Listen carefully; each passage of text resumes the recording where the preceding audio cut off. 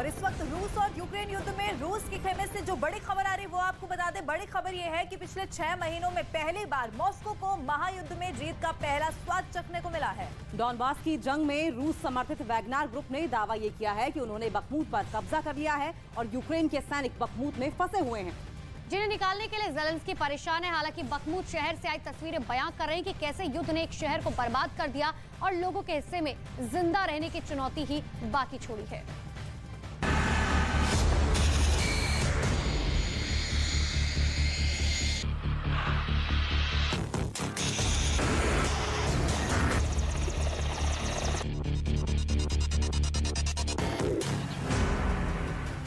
दक्षिण पूर्वी यूक्रेन में जबरदस्त घमासान चल रहा है और बखमूत में रूस ने अपनी पूरी ताकत झोंक दी है।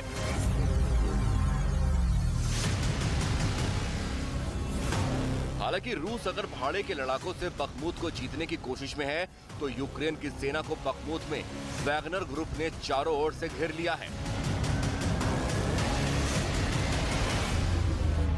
2 दिनों से रूस दावा कर रहा है कि बखमूत घेर लिया गया है और 20,000 यूक्रेनी सैनिक बखमूत से निकलने के लिए बेताब हैं, लेकिन उनके लिए सिर्फ एक ही सड़क छोड़ी गई है।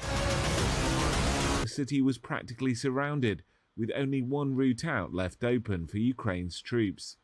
From visible buildings, Reuters determined the footage was filmed in a village 4 miles north of the center of Bakhmut. आज बखमूत अंदर से शांत है, शहर में सन्नाटा पसरा हुआ है।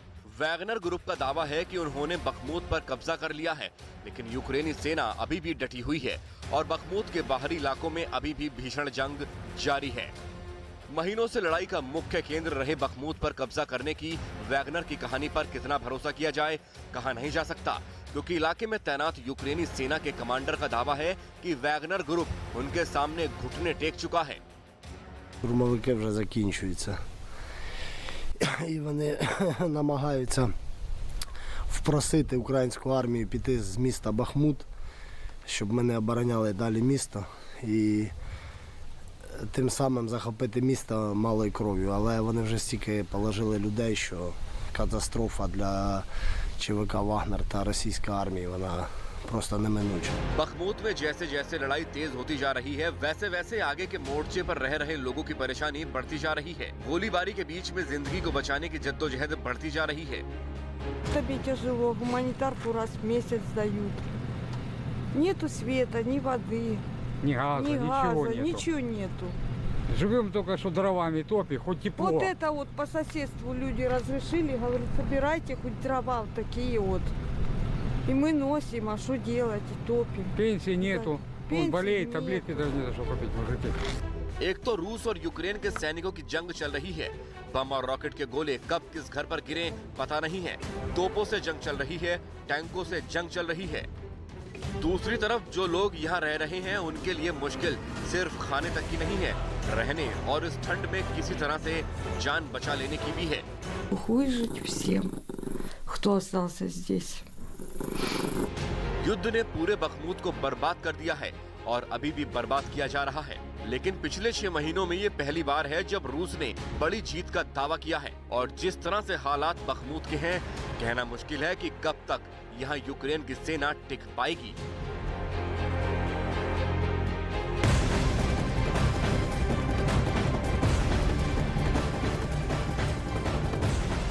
रूस यूक्रेन जंग शुरू होने के बाद से पुतिन को अब तक की सबसे बड़ी चुनौती का सामना करना पड़ रहा है। जी हाँ, डोनेट्स्क में यूक्रेन के सैनिक पुतिन की पलटन पर कहर बनकर टूट रहे हैं और नतीजा ये हुआ कि यहाँ 24 घंटे में पुतिन के 300 से ज्यादा सैनिक मारे गए और 100 से ज्यादा सैन्य वाहन नष्ट कर दिए गए, क्योंकि किसी भी कीमत पर जंग जीतने की ख्वाहिश रखने वाले पुतिन के लिए किसी बड़ी चुनौती से कम नहीं है।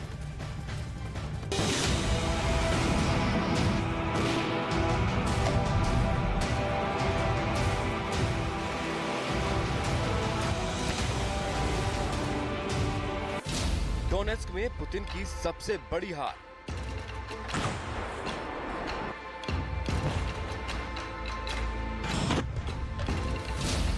पुतिन की पलटन पर कहर बनकर टूटे यूक्रेन के सैनिक।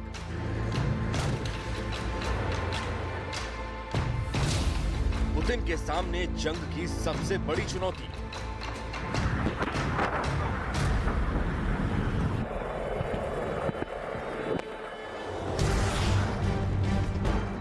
यूक्रेन में रूस और यूक्रेन के सैनिकों के बीच आमने सामने की जंग चल रही है।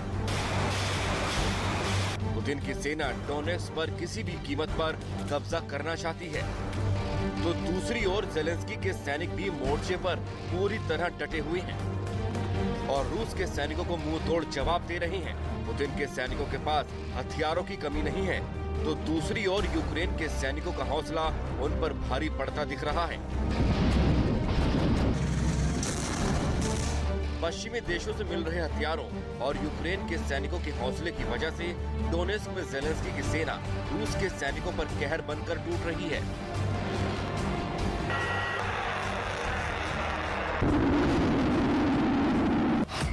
और नतीजा ये हुआ कि इस इलाके में महज 24 घंटे में रूस के 300 से ज्यादा सैनिक मारे गए और सैकड़ों सैन्य वाहन नष्ट कर दिए गए। एक रिपोर्ट में दावा किया गया है कि यूक्रेन के सैनिकों ने बारूदी सुरंग में विस्फोट कर रूस को बड़ा नुकसान पहुंचाया है। वहीं दूसरी तरफ यूक्रेन के सैनिकों ने वुहलदार पर हमले के दौरान रूस के 155 सैनिकों को मार गिराने का दावा किया। यूक्रेन की सेना के दावों के मुताबिक एक हफ्ते में रूस के 130 यूनिट नष्ट हो चुके हैं, जिसमें 36 टैंक शामिल हैं। यानी साफ है कि वुहलदार के पास रूस की पूरी पलटन ही नष्ट हो चुकी है। इस इलाके से या तो रूस के सैनिक भाग चुके हैं या फिर कई इलाकों में यूक्रेन ने फिर से कब्जा कर लिया है। पूर्वी यूक्रेन में जिस तरह से आमने सामने की जंग चल रही है, उससे तो ये साफ है कि आने वाले दिनों में जंग और भी घातक हो सकती है। अभी तक पुतिन की पलटन पर यूक्रेन की सेना भारी पड़ रही है, लेकिन रूस भी पलटवार करने के लिए तैयार बैठा है। उसे भी सिर्फ एक मौके की तलाश है। रूस की इस हार के लिए, जंग जीतने के लिए पुराने नक्शों का इस्तेमाल भी बताया जा रहा है। वहीं माना जा रहा है कि ये हार रूस के सैनिकों का मनोबल भी तोड़ सकती है। फिलहाल रूस और यूक्रेन के सैनिक पूर्वी यूक्रेन के मोर्चे पर डटे हुए हैं।